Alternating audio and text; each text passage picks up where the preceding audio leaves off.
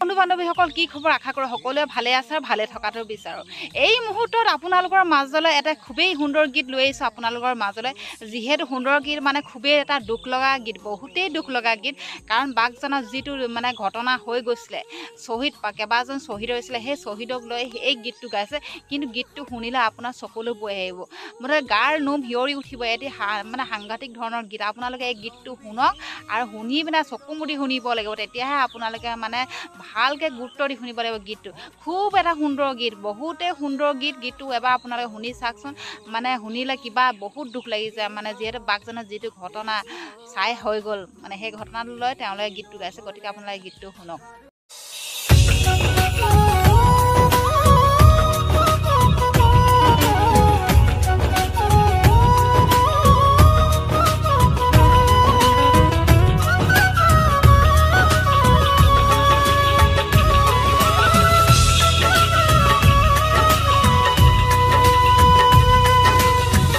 বাঘজানৰ কলিজাখন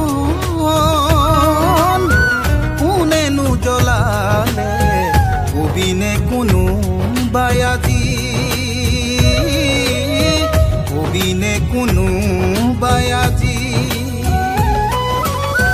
তেলৰে খাদতে বলিহাল পাতিলে, বিদেশী বনিয়াক আনি। বাঘজানৰ কলিজাখন কোনেনো জ্বলালে, কবিনে কোনোবাই আজি, কবিনে কোনোবাই আজি। তেলৰে খাদতে বলিহাল পাতিলে, বিদেশী বনিয়াক আনি।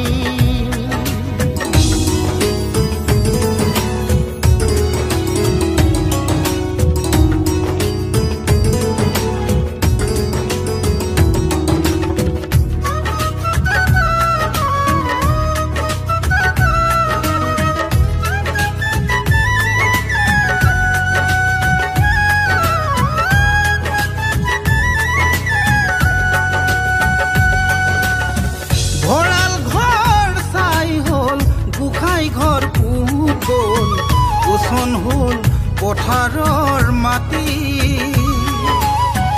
ৰাইজৰ বিলৈবোৰ কোনেনো শুনিব, অসাৰ হ'ব নেকি প্ৰতিশ্ৰুতি।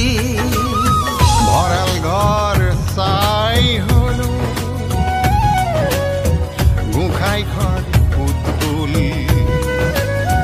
উচন হ'ল পথাৰৰ মাটি।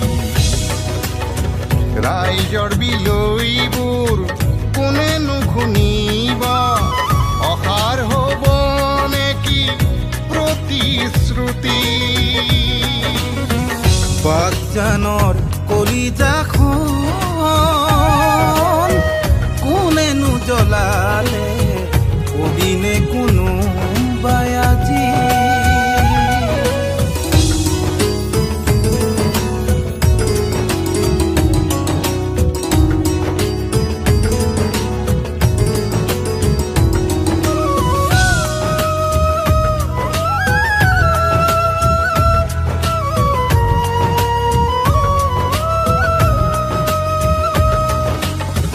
বাঘজানৰ আকাশখন ধুৱায়া পৰিলে, সৰুজেও চকুলো টুকে।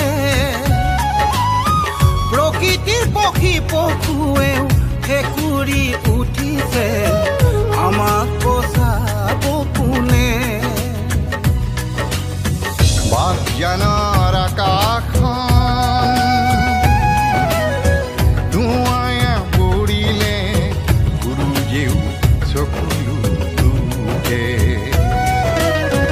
প্ৰকৃতিৰ পশু পক্ষীও চকুলো টুকিছে, আমাকনো বচাব কোনে। বাঘজানৰ কলিজাখন কোনেনো জ্বলালে, কবিনে কোনো বায়াজি, কবি দিনে কোনোবাই আজি